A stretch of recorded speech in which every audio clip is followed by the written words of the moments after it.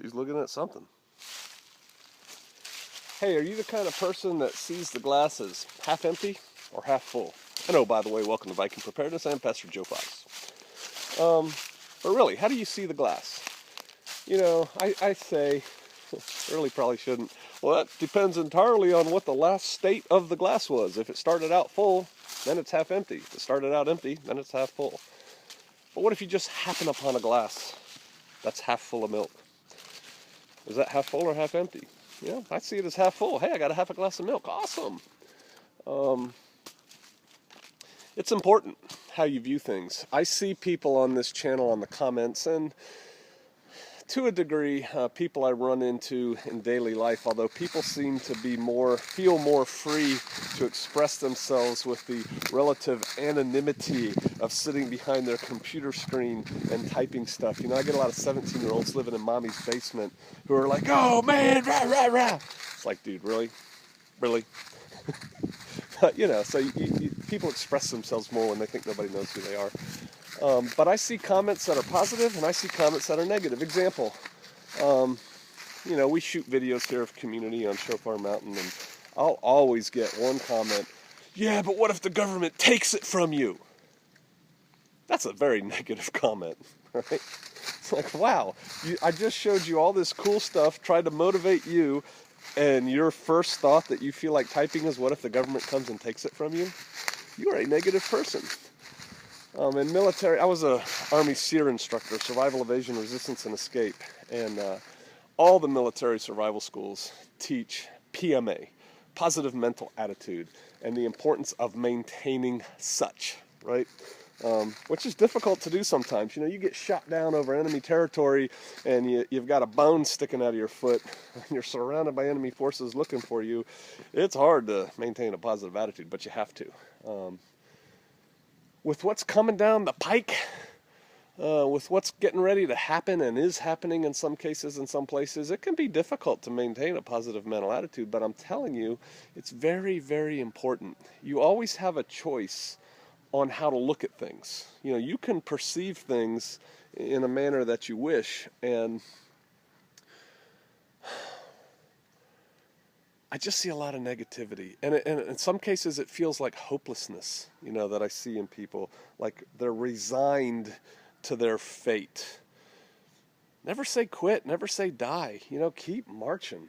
You got to keep moving forward, and you have to start today while you are very free and life is very good. You know, people talk about how messed up this country is. Check this out. You know, if I wanted to, I could leave these woods. I'm down here where we had the 12th annual Bob exercise, looking around. And I could leave these woods, get in my truck, drive to Maine, drive to Nevada, drive to Key West. You know, I could take my guns with me. You know, I mean, that's freedom, right? That's pretty cool. If I wanted to, I could, never been to Cincinnati, don't want to go, but hey, if I wanted to, I could go to Cincinnati, right? And I guarantee you, within a week and a half, a week, I'd have a job. I could probably get a job in a day, but I'm just kind of fudging a little bit. That's pretty cool that you can do that. There's a lot of places in the world where you can't do that. And so you need to focus on the good things. You know, you just lost your job. You just had a fight with the wife about paying the bills. You go into work and your job's gone for whatever reason. You got fired, you got laid off, the company's closing, you know, whatever. Wow, that's terrible, man. I think I'll go home and swallow my 38. That's stupid. Why don't you look at it as an opportunity to go do what you always wanted to do? You know, how many people out there love your job? Do you love your job? My brother says, you know, they call it work for a reason, and they pay us for a reason, right? Life's short. You got to do what you love. You know, do what you like. Don't be afraid to take the leap. You know, great people take leaps of faith. I won't necessarily say risk, although they do take risks, but they're usually thought out, calculated risks. They're not just risks for risk's sake, right? Dare greatly, right? I encourage you all to start doing some of that positive thinking, some of that looking on the bright side, because when this world comes apart, which I think it could do, I'm not saying it's gonna, but it could do relatively soon, and I think when it does happen, it will happen at a very rapid, dizzying pace that's going to make people's heads spin. There's going to be a lot of people going, oh, woe is me. Somebody out there speaks Chinese. I don't, or more importantly, reads and writes Chinese, but I think I heard somewhere that the Chinese character, whatever it is for crisis, is a combination of the two characters, one for emergency and one for opportunity, something like that. See how they look at it?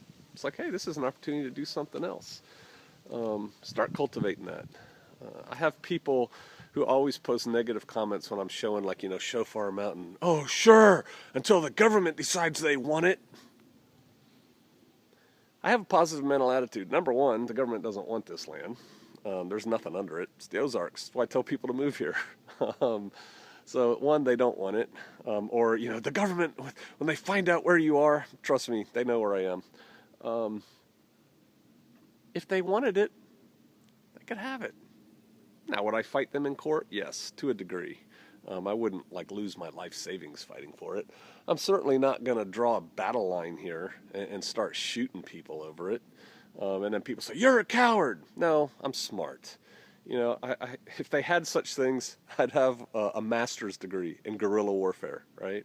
And guerrilla warfare, hit and run warfare, right? One of the things guerrillas know is you don't seize and hold ground. You can't. If you want to die for a piece of dirt, knock yourself out. There's a lot more dirt out there. Go to Maine. Get some dirt in Maine. No big deal.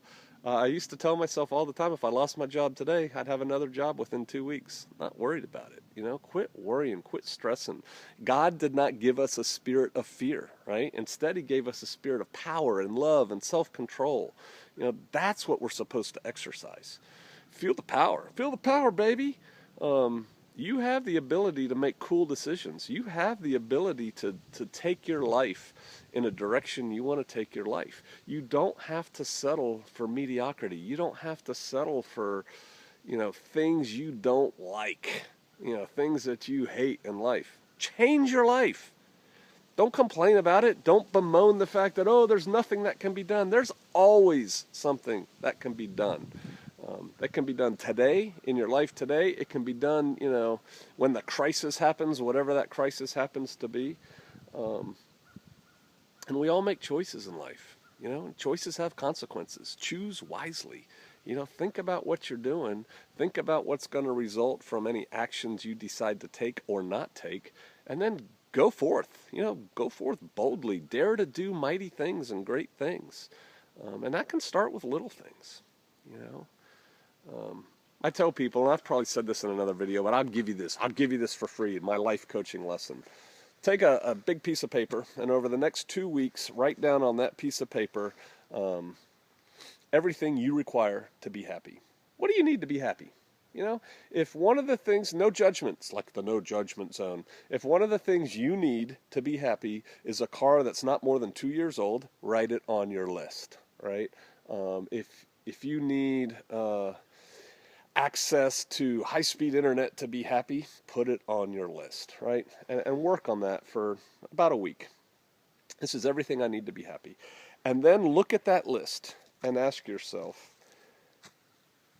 if this is all I have, everything that's on my list, will I in fact be happy? And be like, oh, no, I need to have intellectual conversation. All right, add it to your list, right? And then ask yourself, if this is all that I have, will I be happy? And when you get to yes, then what you do with that list is you go through that list and you say, all right, if I have all this, I'll be happy. If I don't have this item on the list, can I still be happy? Yeah, cross it off.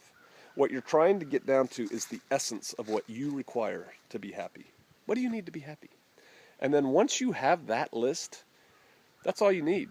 Everything else you're doing is superfluous, right? What's the least amount of unpleasant stuff you have to do to be happy? In other words, I did that list and I told my boss I'm quitting my job in March. That was years ago, but I did. I did that list and I'm like, wow, I don't need to work this 40-plus hour a week job to achieve the things that I want to be happy. I can do it this way, a different way. And so I quit. I'm not telling you to quit your job. No, I'm not. I'm not telling you have to quit your job. But I'm telling you, you can be happier than you are. You can be more self-satisfied than you are now. So start trying to be positive. That's one way to be happier, is start being positive. There's a lot of other ways to be happy, and I will get to those later. The most important is having a right relationship with the Father. I know some of you don't want to hear that, but it is the most important. Once you got that, everything else kind of flows. Hey, positive mental attitude. Try and stay happy. Try and stay positive. Try and look on the bright side of life. Try and see the opportunities that are presented when things seem to go topsy-turvy. Start working on that now so that when the big things come, you'll have it under control. All right, I'll see you out there.